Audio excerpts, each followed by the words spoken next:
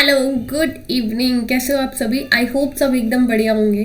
आज हम करने वाले हैं अपने बीपीएससी 103 का यूनिट 9, जिसका हम वन शॉट में पूरा चैप्टर एकदम से कवर कर देंगे। ठीक है, तो करते हैं इस चैप्टर की शुरुआत, जिसका नाम है justice in the global context. आज हम न्याय को, जस्टिस को ग्लोबल कॉन्टेक्स्ट में पढ़ेंगे। ठीक है, काफी इजी सा चैप्टर है। आप बोलोगे सभी को इजी बोलते हो, यार है इजी, कुछ नहीं है पढ़ने की। ऐसा ही तो ना कोई बोलते हैं ना कि बहुत हार्ड है बीपीएससी, कुछ भी हार्ड नहीं है। अभी देखना कितना इजी होगा। इंट्रोडक्शन जस्टिस को हम ग्लोबल कॉन्टेक्स्ट में देखने वाले हैं। इंटरनेशनल ग्लोबल जस्टिस क्या होता है, इंटरनेशनल जस्टिस और ग्लोबल जस्टिस क्या होता है, ह्यूमन सिक्योरिटी ग्लोबल जस्टिस क्या होता है, कौन कौन सी अप्रोचेस है किसकी ग्लोबल जस्टिस की, क्यों होना चाहिए, किसके लिए रीजन दिए जाते हैं ग्लोबल जस्टिस क्यों होना चाहिए। ठीक है, तो ये सभी नीचे रीजन है। ये तो पूरा चैप्टर आप इसमें 3 कैटेगरी में अपने चैप्टर को बांट सकते हो। ठीक है, तो स्टार्ट करते हैं अपने इस चैप्टर को इंट्रोडक्शन से। अब जो कॉन्सेप्ट है ना जस्टिस का, ठीक है, इंटरनेशनल जो ये कॉन्सेप्ट है किसका, जस्टिस का, ये आपको मिडवल टाइम पे, एंशिएंट टाइम पर नहीं दिखेगा। ये बात मैंने इससे पहले 2 चैप्टर में बोलती हुई आ रही हूँ सेम बात की। जो ये जस्टिस का कॉन्सेप्ट है ये पहले नहीं था। ठीक है, मॉडर्न थिंकर्स ने ही इसके ऊपर फोकस करना स्टार्ट किया कि इसके ऊपर, जस्टिस के ऊपर। ठीक है, जो जस्टिस है is mainly duty of the state. जो जस्टिस को फैलाने का काम है वो मेनली किसका है, स्टेट का। लेकिन अगर इंटरनेशनल पर देखा जाए तो जस्टिस को हमेशा निगलेक्ट किया गया है। ठीक है, अब आपके यहाँ पर सरकार बनती है, आपकी स्टेट में गवर्नमेंट का काम होगा, क्या ड्यूटी होगी कि जस्टिस को क्या करना है, इंश्योर करना है। लेकिन इंटरनेशनल लेवल पर किसकी ड्यूटी होगी, है ना। तो ये एक बड़ा सा एक वो हो जाता है, मुद्दा छिड़ जाता है। सिंस 1960s के बाद क्या होता है, ग्लोबलाइजेशन आया है। अब ग्लोबलाइजेशन आया है तो उसके अंदर जो ग्लोबल पॉलिटिक्स है ना वो कैसी हो चुकी है, स्टेट एंड सेंट्रिक अप्रोच हो चुकी है। मतलब जो स्टेट है वो सेंटर अप्रोच पर पहुंच चुकी है। ठीक है, तो यही है कि हम रियलाइजेशन है किसका, कि कैसे आप अपने पूरे ग्लोब को इंटरकनेक्ट कर सकते हो। और जो कॉमन प्रॉब्लम है, ठीक है, जो एक कंट्री की नहीं है, जो पूरे वर्ल्ड है, ठीक है, जैसे क्लाइमेट चेंज, ये ह्यूमन राइट्स, ये सारी चीजें क्या है, एक कंट्री की प्रॉब्लम नहीं है। तो इसको सॉल्यूशन जो आपको मिलेगा वो ग्लोबल लेवल पर मिलेगा। ठीक है, क्योंकि प्रॉब्लम ही ग्लोबल लेवल की है, तो उसका सॉल्यूशन निकालने के लिए आपको ग्लोबल लेवल पर क्या होना पड़ेगा, इंटरकनेक्ट होना पड़ेगा। ठीक है जी, आगे चलते हैं। Justice in the global context. अगर हम जस्टिस को समझे ग्लोबल कॉन्टेक्स्ट में, तो जो वेस्टर्न ट्रेडिशंस है उनका मानना है कि जो इंटरनेशनल जस्टिस है वो हमेशा कहाँ पर मिलता है, वो आपके ट्रेडिशन में मिलता है, जो वहाँ का नेचुरल लॉ होता है, जो वहाँ का सिस्टम होता है। ठीक है, जो जस्टिस होता है वो कॉमन होता है हर एक ह्यूमन बीइंग के लिए। ठीक है, ये क्या बोल रहे हैं कि जो इंटरनेशनल जस्टिस है ना वो हमेशा आपके नेचुरल लॉ के अंदर, जो प्रकृतिक ने जो कानून बनाए हुए ना उसके अंदर, ना कि जो सोसाइटी ने बना के रखे हैं रूल, उनमें आपको ये जो इंटरनेशनल जस्टिस है वो नहीं मिलता है। ठीक है, अकॉर्डिंग टू डब्ल्यू फ्रीडमैन, इनके अकॉर्डिंग जो हिस्ट्री है किसकी, नेचुरल लॉ की, वो एक स्टोरी है किसकी, जहां पर सर्च किया जाता है एक मानवता को। ठीक है, एक फॉर एब्सोल्यूट जस्टिस के लिए। ठीक है, और उसके जो फेलियर्स है उसके लिए। तो फ्रीडमैन ने क्या बोला है कि जो ये इंटरनेशनल जस्टिस है ये क्या, एक हिस्ट्री है किसकी, नेचुरल लॉ की। जो नेचुरल लॉ है उसकी क्या है, एक स्टोरी है जहां पर आप मानवता को सर्च करते हो। ठीक है, किसके लिए, एब्सोल्यूट जस्टिस के लिए। ठीक है, ग्रीक सेटिक्स जो कि किसकी बात करते हैं, बोलते हैं मोरल रिलेशनशिप जहां पर स्टेट में होता है। ठीक है, ये ऐसा नहीं होता कि आपके खुद के राज्य के अंदर जो लोग हैं उनके बीच में होगा, ये एक पूरे वर्ल्ड लेवल पर यहाँ पर बात की जाती है। ठीक है, इंटरनेशनल लेवल पर बात कर रहे हैं। अगर हम इंडिया के ट्रेडिशन के अंदर वासुदेव कुटुंबकम की बात करें तो यहाँ पर क्या होता है, हम पूरे वर्ल्ड को एक फैमिली की तरह क्या करते हैं, देखते हैं। जो हमारा नजरिया है वह पूरे वर्ल्ड की तरफ है, ना कि अपने देश की तरफ। ठीक है, हम ग्लोबल जस्टिस की बात करते हैं, कोऑपरेशन की बात करते हैं। ठीक है, तो यहाँ पर जो हमारा स्पिरिचुअल डायमेंशन है माना कि, लेकिन यहाँ पर जो जस्टिस है वो हर एक इंडिविजुअल को दिया जाता है और वर्ल्ड लेवल पर उसकी वैल्यू की जाती है। ठीक है, तो यही है क्या, जस्टिस हमारा ग्लोबल कॉन्टेक्स्ट में। आई होप आपको समझ में आया होगा। वेस्टर्न ट्रेडिशन क्या बोलते हैं, वेस्टर्न ट्रेडिशन बोलते हैं जो इंटरनेशनल जस्टिस है वो आपको कहाँ पर मिलेगा, वो हमेशा ट्रेडिशन में मिलेगा। कौन से, जो आपके नेचुरल लॉ के अंदर, जो प्रकृति ने बनाए हुए जो लॉ है ना उनके अंदर, ना कि जो सोसाइटी ने बनाए हुए। उसमें हर एक इंसान के पास राइट्स होगा, जस्टिस होगा सभी के लिए, हर एक ह्यूमन के लिए। और फ्रीडमैन क्या बोलते हैं, एक हिस्ट्री है जहां पर एक सर्च किया जाता है किसको, ह्यूमन काइंड को। ठीक है, मानवता को, एब्सोल्यूट जस्टिस के लिए। ठीक है, और ग्रीक एथिक्स एथिक्स क्या बोलते हैं कि मोरल रिलेशनशिप होता है आपके स्टेट से बाहर, क्या आप अपने देश से बाहर भी एक सिटीजन मतलब बिलीव करते हो पूरे वर्ल्ड लेवल पर आपका क्या हो मोरल रिलेशनशिप हो। इंडियन ट्रेडिशन की बात करें तो वहां पर वासुदेव कुटुंबकम, जिसका मतलब होता है पूरा वर्ल्ड क्या है एक फैमिली है, पूरा देश पूरा जो अर्थ है वो क्या है एक पूरी फैमिली है। जहां पर हम किसकी बात करते हैं ग्लोबल जस्टिस की बात करते हैं, कॉपरेशन की बात करते हैं, माना कि स्पिरिचुअल डायमेंशन में, लेकिन हम इंश्योर क्या कर रहे हैं जस्टिस इंश्योर कर रहे हैं ना। वहां पे हम इंडिविजुअल की वैल्यू की बात करते हैं ऑल ओवर द वर्ल्ड। ठीक है, तो ये था हमारा क्या ग्लोबल जस्टिस। आगे चलते हैं, आगे है कौटिल्य, थॉमस होबे एंड नेकोल। इनका क्या कहना है, ये बोलते हैं कि जो इंडिविजुअल होता है ना बड़ा सेल्फिश होता है। ठीक है, किससे नेचर से, वो हमेशा अपने खुद के लिए सेल्फ डेवलपमेंट की बात करता है, पावर की बात करता है। ठीक है, तो इस नेशनल सिक्योरिटी को इंश्योर कराने के लिए जो स्टेट है उसका काम है कि वो क्या करे, हमेशा एक ऑर्डर बना के रखे। ठीक है, वो हाई लेवल की सिक्योरिटी बना के रखे। तो ये किसका काम होगा, स्टेट की ड्यूटी होगी जस्टिस को इंश्योर कराना। ठीक है, और जो ग्लोबल कॉन्टेक्स्ट में देखें तो जो इंटरेस्ट है किसके वीकर सेक्शन के, जो एक प्रॉब्लम है जो एक कॉमन है हर एक इंसान के लिए, जैसे क्लाइमेट चेंज। अब जो क्लाइमेट चेंज है ऐसा तो है नहीं कि हमारे यहाँ पर ही है। ठीक है, अब मुझे ही देख लो, मई के मंथ मुझको कोल्ड हो गया है। अब ऐसा तो है नहीं कि हमारे यहाँ पर क्लाइमेट चेंज हो रहा है। ठीक है, वो हर जगह पर हो रहा है। ठीक है, तो जो क्लाइमेट चेंज जैसी दिक्कत है ना, ये इंडिया के अंदर नहीं है, इंडिया से बाहर भी पूरे वर्ल्ड लेवल पर है। ठीक है, तो फिर सॉल्यूशन भी हमको वर्ल्ड लेवल पर ही निकालना पड़ेगा। ठीक है, तो इन सभी का सॉल्यूशन आपको ग्लोबल कॉन्टेक्स्ट में ही मिल सकता है, जहां पर जस्टिस को इंश्योर किया जाता है। ठीक है, अब देखते हैं इंटरनेशनल ग्लोबल जस्टिस में क्या फर्क है, इंटरनेशनल जस्टिस क्या है और ग्लोबल जस्टिस क्या है। तो जो इंटरनेशनल जस्टिस है ना वो हमेशा स्टेट सेंट्रिक होता है, मतलब ये किसकी बात करता है, गवर्नमेंट की बात करता है, गवर्नमेंट को आगे लेकर चलता है। लेकिन अगर हम बात करें ग्लोबल जस्टिस को, ये हमेशा इंडिविजुअल की राइट की बात करता है। इसका जो मेन कंसर्न होता है वो क्या होता है, इंडिविजुअल, ये हमेशा इंडिविजुअल की राइट्स की बात करेगा। ठीक है, जो सपोर्टर होते हैं किसके, इंटरनेशनल जस्टिस के, वो बिलीव करते हैं जो इनइक्वालिटीज है किसके बीच में, स्टेट्स के बीच में, शुड नॉट अ वाइड, वो ज्यादा बड़ी नहीं है। अगर आप एफर्ट करोगे तो आप क्या कर सकते हो, जो बने हुए हैं ना गैप उनको खत्म कर सकते हो। ठीक है, तो ये किसको ले रहे हैं, स्टेट को ले रहे हैं, स्टेट्स की इनइक्वालिटीज की बात करते हैं, गवर्नमेंट की। ठीक है, लेकिन अगर हम बात करें ग्लोबल जस्टिस की, तो एक कंपोनेंट है किसका, नॉर्मेटिव इंटरनेशनल रिलेशन का। ये फोकस करता है मोरल ऑब्लिगेशन की। ठीक है, कि कैसे आप पॉवर्टी को खत्म कर सकते हो, इनइक्वालिटीज को खत्म कर सकते हो। ठीक है, ये रीडिस्ट्रीब्यूशन की बात करता है कि जो वेल्थ है, जो सामान है, जो रिसोर्सेज को दोबारा से रीडिस्ट्रीब्यूट कराया जाए, जो पॉवर्टी है वो खत्म हो ही जाए। ठीक है, जो पहले से आपने अपर लेवल जो वो बना के रखा है ना गैप, इसको खत्म करना है। ठीक है, तो ये इंडिविजुअल की बात कर रहे हैं ना कि स्टेट के बारे में।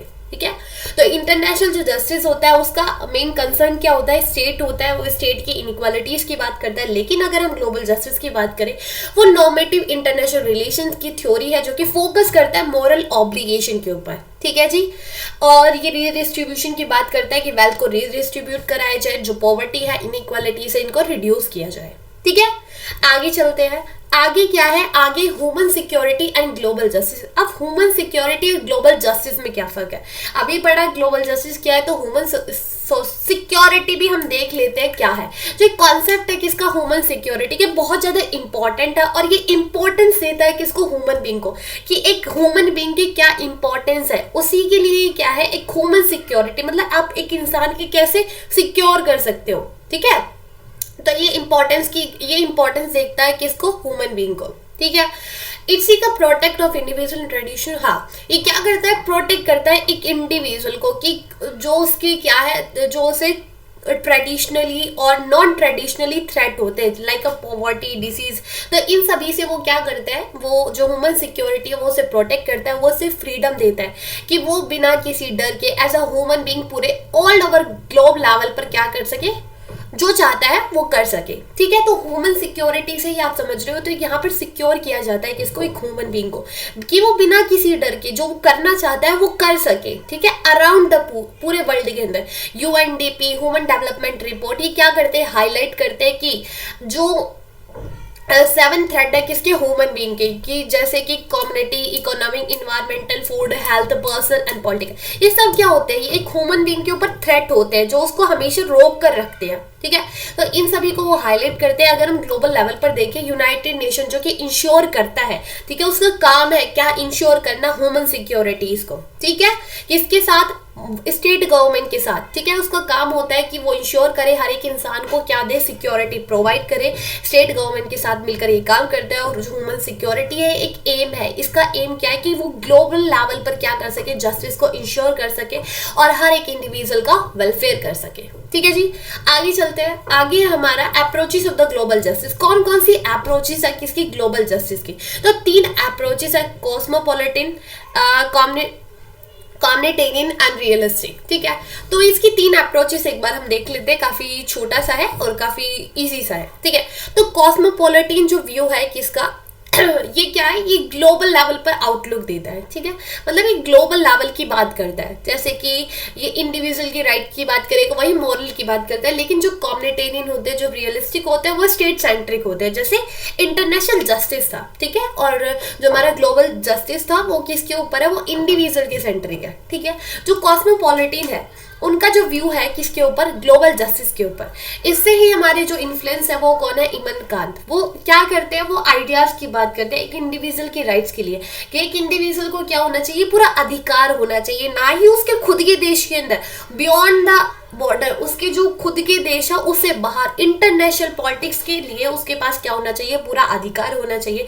जो कॉस्मोपॉलिटन है ये मोरल आर्ग्यूमेंट को बात करता है कि एक ह्यूमन बीइंग एक बेसिक यूनिट होना चाहिए, उसको इक्वल क्लेम मिले हर एक चीज का, जो अपनी फ्रीली लाइफ जी सके, उसका वेलफेयर हो सके, ठीक है। वो एक इंडिविजुअल की राइट की बात करता है, ठीक है। जो इश्यूज होते हैं कौन से, सेक्स, रेस, ये क्या करते हैं, ये कभी भी एक मतलब एक इंसान की अचीवमेंट को रोके ना, ठीक है।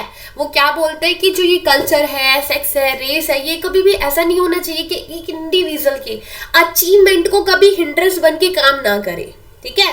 तो ये एक इंडिविजुअल की बात कर रहे हैं कि आपकी सोसाइटी, आपका कल्चर, ये सारी आपकी रुकावटें, बाधाएं ना बने, ठीक है, आपकी अचीवमेंट के अंदर। जो जॉन्स रोल है उनका काम था, उनके काम की अगर हम बात करें, उनकी एक बुक है the law of the people. यहाँ पर ये एड्रेस करते इशू किसके, ग्लोबल जस्टिस के। वो बोलते हैं कि 8 प्रिंसिपल की अगर हम बात करें, इन हिज 8 प्रिंसिपल, जो इनके 8 प्रिंसिपल है, he seek the respect of human being and the duty of assist the people and the deprive of the good living. ये क्या कहते हैं कि हमको क्या करना चाहिए, हमको सीक करना चाहिए, मतलब बचा के रखना चाहिए और रिस्पेक्ट करना चाहिए किसका, ह्यूमन राइट्स का, ठीक है। एक ड्यूटी होती है कि हम एक पीपल्स को, जो दूसरे पीपल है, उनको भी क्या करें, उनको भी अधिकार दे, उनको भी रिस्पेक्ट करे, ठीक है। हर एक इंसान को गुड लिविंग मिलना चाहिए, ठीक है जी। आगे जो अथॉरिटेन जो ऑथर, हाँ, कुछ ऐसे लीडर होते हैं जैसे कि आप ले सकते हो हिटलर जैसे, ठीक है। कुछ हमारे हिटलर जैसे लीडर होते हैं जो क्या करते हैं, अपनी खुद की कंट्री के रिसोर्सेज को क्या करते हैं, एमएनसीज कंट्रीज को बेच दिया करते हैं, ठीक है। अब बेनिफिट के लिए उनको लगता है कि बेनिफिट मिलेगा, लेकिन क्या होता है कि वो ग्लोबल लेवल पे पुअर हो जाते हैं, जो कि उनको बेनिफिट नहीं मिलता है, ठीक है। आगे चलते हैं। और थॉमस पोजे जो कि क्या बोलते हैं, थॉमस पोजे बोलते हैं कि एक बड़ा सा गैप बन चुका है, अगर हम वर्ल्ड लेवल पर देखें ना, एक बड़ा गैप बन चुका है ग्लोबल पुअर और रिच के बीच में, ठीक है। आगे मैं इस गैप की भी बात करूंगी। कम्युनिटेरियंस का क्या कहना है, तो Hegel is give importance to the state. ये किसको इंपॉर्टेंस देते हैं, स्टेट को। बोलते हैं स्टेट जिसको इंडिविजुअल पे इतना वो ध्यान नहीं देना चाहिए, ठीक है। वो बोलते हैं कि ये मतलब स्टेट सेंट्रिक ज्यादा है। जो कम्युनिटेरियन है वो आर्ग्यू करते हैं कि जो कल्चर है, जो प्रैक्टिस है, उनका बहुत ही डीप और मीनिंगफुल क्या है, मीनिंग है, ठीक है, रिलेशन है। तो ये इनका जो आउटलुक है वो ग्लोबल आउटलुक पर देखे, जो कम्युनिटेरियन है वो इंपॉर्टेंस देते हैं किसको, सॉवरेनिटी को, इंटीग्रिटी को, ठीक है। वो इंडिविजुअल के लिए बात नहीं करते, ये स्टेट के लिए बात करते हैं कि सॉवरेनिटी होनी चाहिए, एक इंटीग्रिटी होनी चाहिए आपके देश में। ये आर्ग्यू करते हैं कि ग्लोबल जस्टिस नाम का तो कोई चीज ही नहीं है भाई, ये एग्जिस्ट ही नहीं करता, ठीक है। तो आप किस चीज को बात कर रहे हो, ग्लोबल जस्टिस, जो वो है ही नहीं, तो फिर क्यों बोल रहे हो, ठीक है। विच इज नॉट अवेलेबल, और ना ही वो कभी मिल सकता। आपको ग्लोबल लेवल पर ग्लोबल जस्टिस मिल ही नहीं सकता, तो आप बोल ही क्यों रहे हो। इनके लिए ग्लोबल जस्टिस नाम की चीज ही नहीं है, ठीक है। आगे चलते हैं। आगे हमारे रियलिस्टिक जो कॉन्सेप्ट है, ये international relation is not a conductive, मतलब इनका तो भाई रिलेशन ही नहीं है, इंटरनेशनल लेवल पर इनको तो बात ही नहीं करना।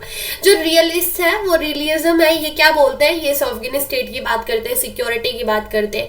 इनका ये अगेंस्ट है इंडिविजुअल के, कि इंडिविजुअल को भाई ह्यूमन सिक्योरिटी ना मिले। जो रियलिस्ट है वो आर्ग्यू करते हैं स्टेट के ऊपर, कि स्टेट क्या करे, प्रिपेयर रहे किसके लिए, वॉर के लिए।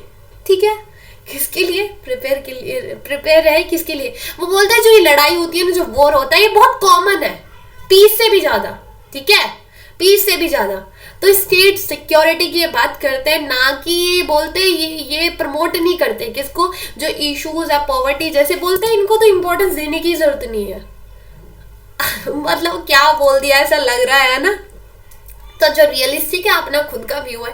तो हमने कॉस्मोपॉलिटन देखा जिनका बहुत ही इंडिविजुअल की मॉरल राइट्स के ऊपर ज्यादा ध्यान था, लेकिन जो हमारे कम्युनिस्ट होते हैं वो तो बोलते हैं भाई ग्लोबल जस्टिस नाम जैसी कोई चीज नहीं है। रियलिस्टिक बोलते हैं अरे भाई वॉर के लिए करो, लड़ाई करो, बस लड़ाई करो। बोलते हैं कि इनका तो कोई दूर दूर तक नाता नहीं है जस्टिस को लेकर। ठीक है, बस वो लड़ाई की बात करते हैं। बोलते हैं भाई पॉवर्टी जैसे को हम इम्पोर्टेंस ही नहीं देते हैं। ठीक है, आगे चलते हैं। आगे है अब क्यों होना चाहिए, reason for a global justice, मतलब क्या रीजन है जो ग्लोबल जस्टिस होना चाहिए। देखो ग्लोबलाइजेशन बढ़ रहा है तो उससे इकोनॉमिक इनइक्वालिटीज हो रही है, इकोनॉमिक इनजस्टिस हो रहा है। तो जस्टिस देने के लिए भाई ग्लोबल जस्टिस होना बहुत जरूरी है। ग्लोबलाइजेशन जहां पर रिफ्लेक्ट किया जाता है कौन सा आइडिया कि इकोनॉमिक जो है आइसोलेट नहीं हो सकती, मतलब कोई भी ऐसा वर्ल्ड नहीं है जो बिल्कुल अलग रह सके। ठीक है, आज के टाइम पर क्या है, सभी इंटरलॉकिंग कर रहे हैं, मतलब एक दूसरे से जोड़ रहे हैं अपनी इकोनॉमी को। ठीक है, सोवियत यूनियन यूएसएसआर डिसइंटीग्रेट हो गया, तो उसके बाद क्या हुआ, कैपिटलिस्ट जो आइडियोलॉजी थी वो बढ़ गई। ठीक है, अब जो कैपिटलिस्ट बढ़ी है तो ग्लोबलाइजेशन बढ़ रहा है। ग्लोबलाइजेशन क्या कर रहा है, जो नेशनल गवर्नमेंट है, मतलब जो उस देश की जो गवर्नमेंट है उसका जो कैपेसिटी है वो कम होता जा रहा है। ठीक है, जो एमएनसीज है, जो बड़ी बड़ी कंपनी है, जो मार्केट है, वो क्या कर रही है, वो अपने आप को आगे बढ़ा रही है वहां पर। ठीक है, और अगर हम कुछ इंस्टीट्यूशन की बात करें, सुपर नेशनल इंस्टीट्यूशन की जैसे WTO, वो क्या कर रहे हैं, वो रिमूव कर रहे हैं बैरियर्स को, कि अगर कोई गवर्नमेंट है या कोई स्टेट है या फिर कोई कंट्री है जो कि बैरियर रखी है अपने किस पे, नेशनल बॉर्डर के ऊपर, कि ना हमको ट्रेड करना भाई, ना हमको देना, ना हमको लेना, उन सबको वो रिमूव कर रही है। ठीक है, वो कह रही है कि आपको इकोनॉमिक इंडिपेंडेंसी रखना है, फ्री मार्केट रखना है। ठीक है, गवर्नमेंट का इतना कंट्रोल नहीं होना चाहिए, गवर्नमेंट को वेलफेयर की जगह कोऑपरेटिव होना है। ठीक है, आगे चलते हैं। आगे हमारा अगर आप देखो इससे क्या हो रहा है, ग्लोबलाइजेशन फैल रहा है। अब ग्लोबलाइजेशन फैल रहा है, ठीक है, आइसोलेट नहीं है किसी भी कंट्री की अपनी खुद की इकोनॉमी, सब इंटीग्रेट करने की बात कर रहे हैं। ठीक है, अब उससे हो क्या रहा है कि पूरा जो वर्ल्ड है ना वो नॉर्थ और साउथ में डिवाइड हो चुका है, नॉर्थ और साउथ में डिवाइड हो चुका है। अगर आप कंसंट्रेट करोगे, अगर आप डेवलपमेंट को देखोगे, ठीक है, इंडस्ट्री डेवलपमेंट हुआ, ठीक है, उससे क्या हुआ कि जो नॉर्थन हेमिस्फीयर है, जो अपर कंट्रीज है जैसे अमेरिका, यूरोपियन कंट्रीज, रशिया, ठीक है, ये सभी कंट्री क्या है, डेवलप कंट्री है, इनके पास बहुत कुछ है। लेकिन अगर हम देखें साउथर्न हेमिस्फीयर पर, south America, Africa, Asian country, ये सब क्या है, ये या तो आपको डेवलपिंग कंट्री मिलेगी या फिर अंडर डेवलप कंट्री मिलेगी। ठीक है, वहां पर पॉवर्टी है। ठीक है, तो ये इन सब के लिए क्या है, डिसएडवांटेज है। ठीक है, तो पूरा वर्ल्ड दो उसमें हिस्सों में बांट गया, मतलब इनइक्वालिटी फैल चुकी है। ठीक है, तो इसलिए यहाँ पर क्या करी जाती है, डिमांड करी जाती है कि रीडिस्ट्रीब्यूट करा जाए किसको, वेल्थ को, ग्लोबल लेवल पर। ठीक है, ठीक है जी, जो एक ग्लोबल प्रॉब्लम है इनका ग्लोबल सॉल्यूशन निकाला जाए, ये डिमांड करते हैं ग्लोबल जस्टिस की। ठीक है, तो अगर जब ये प्रॉब्लम है तो इसका सॉल्यूशन भी चाहिए, सॉल्यूशन आपको ग्लोबल जस्टिस से मिलेगा। तो ग्लोबल जस्टिस होने का फर्स्ट रीजन ये है। सेकंड रीजन पे चलते हैं, rise of the human right. अब ह्यूमन जो राइट है उसका जो बहुत ज्यादा बढ़ चढ़ के आगे हिस्सा बढ़ रहा है। ठीक है, वो बहुत ज्यादा राइज हो रही है। ह्यूमन राइट जो कि बहुत एम हो चुका है कि उसको अचीव करना है ग्लोबल लेवल पर। ठीक है, हर एक इंसान को क्या मिले, राइट मिले। एक मॉरल आपने देखा होगा, जो मॉरल हमारे कॉस्मोपॉलिटन थे उनका भी यही एम था कि हर एक इंडिविजुअल को क्या मिले, ग्लोबल लेवल पर राइट मिले। थॉमस पोजे जिन्होंने क्या बोला था, जिन्होंने बोला था ह्यूमन राइट ये सेंटर यूनिट होना चाहिए किसका, ग्लोबल पॉलिटिक्स के अंदर, कि वो एक इंडिविजुअल की बात करें, ह्यूमन राइट्स की बात करें, ह्यूमन बीइंग की बात करें। ठीक है, ह्यूमन राइट जिनको आप लूज नहीं कर सकते। ठीक है, जो ह्यूमन राइट है उनको कोई लूज ही नहीं कर सकता, वो होना चाहिए। कोई इंडिविजुअल कभी डिनाई नहीं करेगा कि मेरे को अधिकार ना दो। ठीक है, और ये कहावत तो है कि अगर आपको एक राइट मिलेगी तो उसका जो इम्पैक्ट है वो दूसरी पे पड़ेगा, ठीक है। तो one right impact to other is vice versa, ठीक है। तो बोला जाता है कि अगर आपको एक राइट मिलेगा तो सिंपल सी बात है उसका इम्पैक्ट आपके दूसरों पर भी पड़ेगा, ठीक है। अगर हम बात करें फेमिनिस्ट, उन्होंने काफी बढ़ चढ़कर हिस्सा लिया है किसके ऊपर, ह्यूमन राइट्स में। उन्होंने काफी बात करी है ग्लोबल लेवल पर कि इसकी ह्यूमन राइट्स की, हर एक इंसान को एक ह्यूमन, एक इंसानियत के नाम पर आप उसको अधिकार दो, ठीक है। तो यहाँ पर प्रोटेक्ट करने की बात करते हैं कि इसको ह्यूमन राइट्स को, जो कि पहले आप ना दिया करते थे, और जो प्रोटेक्ट करने की बात करते हैं उसको ह्यूमैनिटेरियन भी बोलते हैं, ठीक है जी। आगे चलते हैं। अब देखो, एक बात बोली जाए, इराक, अफगानिस्तान के अंदर जो डेमोक्रेसी थी वो फेल क्यों गई? क्योंकि वहां पे जो इराक था उसने अपना क्या करा, वहां पे अपना दबाव बना के रखा। अब जो कोई एक्सटर्नल फोर्स वहां पे इंटरवीन कर रहा है वो जस्टिफाई नहीं होगा, ठीक है। जब लोग खुद अंदर से चाहेंगे कि हाँ हमको डेमोक्रेसी चाहिए, हमको फ्रीडम चाहिए, तो वो होगा, ठीक है, वो एग्जिस्ट होगा। ऐसे कोई बाहर से आके दबाव लगा रहा है तो एक्सटर्नल इंटरवेंशन से कुछ नहीं होने वाला, ठीक है। तो जब वॉर होता है तो उससे क्या होता है, बहुत ज्यादा वॉयलेशन होता है। वॉयलेशन होता है तो उसके अंदर जो ह्यूमन राइट है वो भी क्या होती है, कहीं ना कहीं डिफेक्ट करती हुई दिखती है। तो जो आइडिया है कि इसका ह्यूमन राइट का, उसको आगे बढ़ाया जाए और ग्लोबल जस्टिस को भी यहाँ पर इंश्योर किया जाए, ठीक है। तो ये था हमारा सेकेंड रीजन। आगे चलते हैं, आगे हमारा इशू ऑफ इमिग्रेशन। अब माइग्रेशन हो रहा है, उसकी वजह से लोगों को जस्टिस मिलना भी काफी जरूरी है, ठीक है। माइग्रेशन क्या होता है, एक जगह से दूसरी जगह पर उठकर भाग जाना, ठीक है। एक जगह से उठकर दूसरी जगह पर भाग जाना, जैसे चिंटू अपने घर से पिंटू के घर पे चला गया, ऐसा कुछ नहीं है, ठीक है। ऐसा ही कुछ मान लो आप, movement of the people from one country to another. अब वो अपने घर से गया है, पिंटू अपने घर से चिंटू घर चला गया, लेकिन ऐसा नहीं होता कि वो माइग्रेट हो गया है, भाई उसकी मम्मी पकड़ कर उसको ले आएगी, लेकर आ जाएगी, ठीक है। लेकिन जो लोग अपनी कंट्री को छोड़कर ही चले जाते हैं और वो दूसरी कंट्री में जाके सेटल हो जाते हैं, उसको बोलते हैं माइग्रेशन, ठीक है। वो अपनी कंट्री को छोड़कर दूसरी कंट्री के अंदर माइग्रेट हो गए। अब उससे क्या होता है, कॉन्फ्लिक्ट होता है। कॉन्फ्लिक्ट क्यों होता है जी? कॉन्फ्लिक्ट इसलिए होता है कि लोग क्या करते हैं, एक से दूसरी जगह पर जा रहे हैं, उसका रीजन भी हम बताएंगे। देखो क्या होता है कि कॉन्फ्लिक्ट इसलिए होता है कि अगर आपके देश में, अब चिंटू के घर में पिंटू आ गया है, अब चिंटू को लगेगा 1-2 घंटे वो उसके साथ खेलेगा, 2-3 घंटे, अरे भाई 1 दिन हो गया, ये क्या है, अपने घर नहीं जा रहा, वो उसको थोड़ी देर बाद खुद ही खुद प्रॉब्लम होने लगेगी। ऐसे ही अपने देश के लोगों को प्रॉब्लम होती है, ठीक है। अब इससे क्या होता है, जब लोग माइग्रेट होते हैं तो उससे कॉन्फ्लिक्ट होता है, ठीक है। जो रिफ्यूजीज है, कभी कभी तो उनको राइट्स भी नहीं दी जाती है, ठीक है। इंसान उनको राइट्स नहीं दी जाती। जैसे म्यांमार के अंदर जो रोहिंग्यास है, उनको क्या नहीं करा जाता, उनको बोल दिया जाता है कि आपके पास कोई अधिकार नहीं है जी, हम आपको सिटीजनशिप तो नाम की देने ही नहीं वाले हैं, ठीक है। अब इस पर डिबेट उठता है मल्टीकल्चरलिज्म के ऊपर, ठीक है, कि अब कोई देश है जिसके अंदर 2 ही कल्चर पहले से रह रहे हैं, अब कुछ लोग हैं वहां से उठ के जाकर सेटल हो गए हैं, ठीक है। अब क्या होगा, अब जो लोग वहां से जाकर सेटल हुए, वहां पे अपने देश को छोड़कर दूसरे देश में आके सेटल हुए, तो वो क्या है, मिनोरिटीज कहलाएंगे। स्टेट बोल देगा कि चलो भाई मिनोरिटीज मान लेते हैं, काफी टाइम से यहाँ पे सेटल हुए, लेकिन उनको इक्वल राइट्स मिलना काफी ज्यादा कॉन्ट्रडिक्शन हो जाता है, ठीक है। तो मतलब जो मिनोरिटीज है उनको बहुत ही कम कभी कभी राइट्स मिल पाती है, स्टेट कभी उनको राइट्स नहीं देती है, डिनाई कर देती है। जैसे म्यांमार की जो गवर्नमेंट है वो रोहिंग्यास को क्या नहीं देती है, राइट्स नहीं देती है।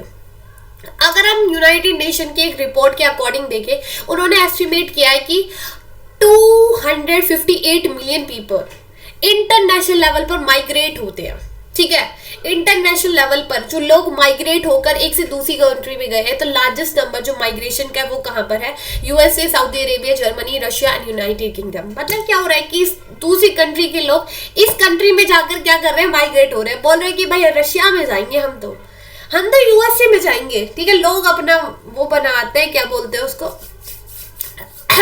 अब याद नहीं आएगा यार मेरे को, देखो बिल्कुल भी याद नहीं आएगा।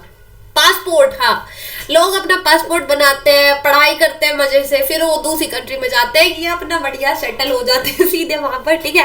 तो ये यूनाइटेड नेशन की रिपोर्ट है जिसमें बोला गया है इतने सारे लोग माइग्रेट होकर इन क्ंट्री में जाते हैं, ठीक है।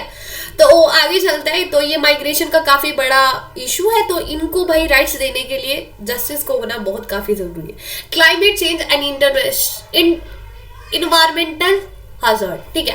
अब जो क्लाइमेट चेंज फैल रहा है, अब ऐसा तो है नहीं, क्लाइमेट जो चेंज है वो हमारे खुद के देश में हो रहा है। Terrorism, energy, food, water security, ये एक देश की प्रॉब्लम नहीं है, पूरे वर्ल्ड में सभी कंट्री की प्रॉब्लम है। ये आपके ऐसे नहीं है कि अपने स्टेट की जो बाउंड्रीज है, जो अपने स्टेट के बॉर्डर है, बस उसके अंदर तक ही है। जो क्लाइमेट चेंज हो रहा है ऐसा नहीं है कि इंडिया के अंदर होगा, पाकिस्तान के अंदर नहीं होगा, वो क्लाइमेट चेंज पूरे वर्ल्ड में हो रहा है। ठीक है, क्लाइमेट चेंज जो कि सबसे बड़ा थ्रेट है, और ये बहुत बड़ा सीरियस क्वेश्चन है कि जो इंसान है वो सरवाइव कर भी पाएगा या नहीं कर पाएगा। जो टेम्परेचर है वो बढ़ता जा रहा है पूरे वर्ल्ड के अंदर। ठीक है, क्यों? क्योंकि ग्रीन हाउस गैस जो इमिशन है वो इंक्रीज हो रही है। ठीक है, जिससे बहुत ज्यादा इन्वायरमेंट जैसी प्रॉब्लम आ रही है, फ्लडिंग हो रही है, जो सी का लेवल है, जो समुद्र का लेवल है वो बढ़ता जा रहा है, इन्वायरमेंटल डिग्रेडेशन हो रहा है, फूड इनसिक्योरिटी आ रही है, लोग अपनी लाइवलीहुड को लूज कर रहे हैं। ठीक है, लोग क्या कर रहे हैं, एक से दूसरी जगह पर माइग्रेट हो रहे हैं। तो काफी ज्यादा बड़ी बड़ी प्रॉब्लम आपको दिख रही है। ठीक है, तो इन सबको खत्म करने के लिए जस्टिस होना जरूरी है। ठीक है, वर्ल्ड हेल्थ ऑर्गेनाइजेशन, उसका एस्टिमेट अगर हम देखें तो क्लाइमेट चेंज जो कि उन्होंने बोला है कि 250 लाख पीपल, 250, अरे यार 250 लाख पीपल क्या करेंगे, तब तक मर जाएंगे। मतलब 2030 से लेके 2050 तक के बीच में इतने लोगों की क्या हो जाएगी, जान चली जाएगी। ठीक है, मतलब इतने लोगों पर इम्पैक्ट पड़ेगा। ठीक है, 250,000 लोगों के ऊपर क्या पड़ेगा, इम्पैक्ट पड़ेगा। ठीक है, उनकी जान जा सकती है, किसकी वजह से, क्लाइमेट चेंज की वजह से। तो आप देख सकते हो एक क्लाइमेट चेंज की वजह से कितने लोगों को अपनी लाइफ जो है वो लूज करनी पड़ सकती है। ठीक है, तो ये लगती बहुत छोटी सी प्रॉब्लम है लेकिन है बहुत बड़ी प्रॉब्लम। तो इन सबको थोड़ा सा कंट्रोल में करने के लिए कुछ हमने चीजें लेके आए हैं। कट डाउन एमिशन हम लेकर आए हैं, जैसे पॉल्यूटेड पे प्रिंसिपल। इसके अंदर क्या होता है कि अगर कोई भी कंट्री क्या जो कि ज्यादा रिस्पॉन्सिबल है, ठीक है, कि उसने ज्यादा क्या करा है, देश को मतलब पूरे वर्ल्ड को प्रदूषित करा है, इन्वायरमेंट को ज्यादा हार्म करा है। ठीक है, जो कंट्री ज्यादा पॉल्यूटेड करती है वो ज्यादा पे करेगी। ठीक है, जिसने क्या करा है, ज्यादा पूरे इन्वायरमेंट को खराब करा है, जिसने पहले से ही अपनी कंट्री को डेवलप करके रखा है, हम बोल सकते हैं जो डेवलपिंग कंट्री वो ज्यादा रिस्पॉन्सिबल होगी किसको, इन्वायरमेंटल चेंज को टैकल करने के लिए। देखो बोल क्या रहा है, तुम देखो क्या ये बोल रहा है कि जो डेवलपिंग कंट्री है उनका जो डेवलपमेंट है वो आज से नहीं चल रहा, वहां पर जो इंडस्ट्रीज है वो इंडस्ट्रियल रिवोल्यूशन से पहले, इंडस्ट्रियल रिवोल्यूशन के टाइम पर स्टार्ट हुई थी। ठीक है, लेकिन अगर हम यहाँ पर देखें भाई, हमने तो अभी स्टार्ट किया है आजादी के बाद। ठीक है, उससे पहले तो हम नेचुरल चीजों पर ही जी रहे थे। ठीक है, लेकिन अगर हम बात करें कुछ ऐसी कंट्री की, नॉर्थर्न हेमिस्फीयर जो डेवलप कंट्री है, वो आज से नहीं, वो कब से इन्वायरमेंट को खराब कर रही है, तो वो ज्यादा रिस्पॉन्सिबल हुई ना, तो वो क्या करेगी, वो पे करेगी। ठीक है, तो वही इसको टैकल करेगी, वही ज्यादा पैसा देगी, उसको खत्म करेगी। बेनिफिशियरी पे प्रिंसिपल, अब इसके अंदर क्या होता है कि अगर कोई भी कंट्री कोई गुड या कोई भी ऐसी सर्विस पे कर रही है तो वो क्या करेगी, अलग से टैक्स देगी। ठीक है, जो कि क्या है, इन्वायरमेंटल फ्रेंडली नहीं है, मतलब जो गुड है वो इन्वायरमेंटल फ्रेंडली नहीं है। वो क्या कर सकता है, वो ग्रीन हाउस जो गैस है उसको फैला सकता है, तो उसके ऊपर इंपोज किया जाता है कि आप अपने देश के अंदर नहीं, पूरे वर्ल्ड लेवल पर मतलब इतना प्रदूषण ना करें। जैसे कि हम कोल खरीदते हैं, ठीक है, उससे क्या होता है, प्रदूषण होता है, तो हम दूसरे देश से खरीद रहे हैं ना, तो उसके लिए हम पे हमारे ऊपर टैक्स लगता है। ठीक है, हमको बेनिफिशियरी पे प्रिंसिपल इसके अकॉर्डिंग टैक्स देना पड़ता है। ठीक है जी, आगे चलते हैं। आगे है आपका यूजेस और issues of the health and gender inequality. अब क्या है, हेल्थ को अगर हम लेना तो इसमें भी बड़ा इशू चल रहा है। ठीक है, जेंडर इनइक्वालिटी ये भी काफी बड़ी प्रॉब्लम है, तो इन सबको खत्म करने के लिए जस्टिस को होना काफी जरूरी है। ठीक है, बहुत ज्यादा डिस्पैरिटी है हेल्थ सेक्टर में। कहां पर, अगर हम ग्लोबल लेवल पर देखें, लाइफ एक्सपेक्टेंसी, ठीक है, जहां पर जो डेवलपिंग कंट्री है वहां पर बहुत कम है, मतलब लाइफ एक्सपेक्टेंसी क्या होती है, यहां पर ये होता है कि एक इंसान जो वहां के लोग होते हैं वो कितनी एज तक ज्यादा से ज्यादा जीवित रह सकते हैं। ठीक है, मतलब आपकी जो लाइफ है वो कब तक एक्सेप्ट करती है आपको। ठीक है, मतलब कितने साल तक आप जी सकते हो, वो है लाइफ एक्सपेक्टेंसी। ठीक है, तो ये जो डेवलपिंग कंट्री है उसमें ज्यादा है, और जो डेवलप कंट्री है उसमें ज्यादा है, जो डेवलप कंट्री है उसके अंदर कम है, ठीक है। तो इंडिया के अंदर 70 है, ठीक है। पॉवर्टी एंड जेंडर, ये दो बड़ी बहुत प्रॉब्लम है, ठीक है। ये जो जेंडर और जो पॉवर्टी है, दो बहुत बड़ा प्रॉब्लम है, ठीक है। अगर हम डेवलपिंग वर्ल्ड के अंदर देखें, डेवलपिंग कंट्रीज के अंदर देखें, तो 10 मिलियन पीपल जिनकी डेथ होती है हेल्थ प्रॉब्लम से, ठीक है। तो मतलब हम देख सकते हैं जो हेल्थ का इशू है बहुत बड़ा इशू है, ठीक है। चाइल्ड मॉरलिटी रेट की बात करें, वो बहुत ज्यादा हाई है कुछ कंट्रीज के अंदर, जो डेवलपिंग कंट्री है उसके अंदर। चाइल्ड मॉरलिटी क्या होता है? चाइल्ड मॉरलिटी होता है कि एक बच्चा जब जन्म लेता है तो 1 साल तक वो जीवित रहता ही नहीं रहता, ठीक है। तो चाइल्ड मॉरलिटी रेट मतलब कितने 1 साल के बच्चे के कितने वो 6 महीने के अंदर डेथ हो जाना या 5 महीने के अंदर, 1 साल के अंदर, वो हमारा चाइल्ड मॉरलिटी के अंदर आता है, ठीक है। मैटरनल मॉरलिटी रेट, इसके अंदर क्या होता है? एक वूमेन जब क्या करती है, किसी बच्चे को बर्थ देती है, ठीक है, जन्म देती है, तो उसके बाद उसकी डेथ जो होती है वो हमारी मैटरनल मॉरलिटी रेट के अंदर आती है, ठीक है। तो ये बहुत ज्यादा हाई है किसके अंदर? डेवलपिंग कंट्रीज के अंदर, ठीक है। और कभी कभी ऐसा भी होता है जो वुमेन है उनको इंफीरियर माना जाता है मेन से, क्योंकि उनका कल्चर का कहना है ये, ठीक है। तो भाई इतना कुछ होने के कारण तो जस्टिस होना काफी जरूरी है। जो दोनों के दोनों हेल्थ से और जो जेंडर दोनों इशू है, ये किसका पार्ट है? ये आपके SDG गोल्स के अंदर आता है, ठीक है, जिसको इंश्योर करा जाता है कि यूनाइटेड नेशन 2030 तक इसको अचीव कर लेगी, ठीक है। तो इतनी सारी प्रॉब्लम है तो भाई सॉल्यूशन भी चाहिए, सॉल्यूशन के लिए हमको न्याय चाहिए, न्याय के लिए हमको कानून चाहिए, ठीक है। तो जस्टिस को होना काफी जरूरी है। तो आज हमने देखा ग्लोबल लेवल पर जस्टिस को, ठीक है। आई होप आपको ये चैप्टर समझ में आया होगा। अगर कोई दिक्कत, कोई परेशानी तो भाई आप कमेंट सेक्शन में पूछ सकते हो, ठीक है। तो मिलते हैं नेक्स्ट लेक्चर के अंदर। So bye, take care, all the very best, ठीक है। अगर कोई भी प्रॉब्लम है तो यार पूछ लेना, ठीक है। अगर इंपॉर्टेंट क्वेश्चन बोलूं तो इसके अंदर क्या क्या रीजन है किसके? ग्लोबल जस्टिस के, यही एक इंपॉर्टेंट क्वेश्चन है और कुछ इतना इंपॉर्टेंट क्वेश्चन नहीं है इसमें से, ठीक है। और बताया मेरे साथ मेरे मॉर्निंग में क्या हुआ, मैंने पूरा PPT बना के तैयार करा था। 4 बजे मैं बैठी थी इस पूरे PDF को बनाने के लिए, जिसमें मुझे 3 घंटे लगे पूरी PDF को बनाने में, ठीक है। फिर उसके बाद मैं लास्ट में ही जो स्लाइड है ना, ये थैंक यू वाली, इसके अंदर क्या कर रही थी, इसके अंदर एक इमोजी डाल रही थी, जिसमें मेरा एकदम से लैपटॉप हैंग होने लगा। तो मैंने दोबारा से रिफ्रेश कराई, रिफ्रेश करने के बाद एकदम से आया power point is not responding. जो पूरी PDF में 3 घंटे से बैठकर बना रही थी, 1 सेकंड में सब गायब। मैं थोड़ी देर तक तो बैठी रही, मैं कि क्या हुआ यार मेरे साथ, तो सोच सकते हो। फिर मैंने दोबारा से बैठ के यार पूरी PDF बनाई है, ठीक है। तो थोड़ा सा मेरे ऊपर रहम करे, ठीक है, अच्छे से पढ़ाई करे और अच्छे मार्क्स लेकर आए। So bye, take care, all the very best. अगर क्लास की PDF चाहिए तो वो टेलीग्राम पर आपको मिल जाएगी, ठीक है जी।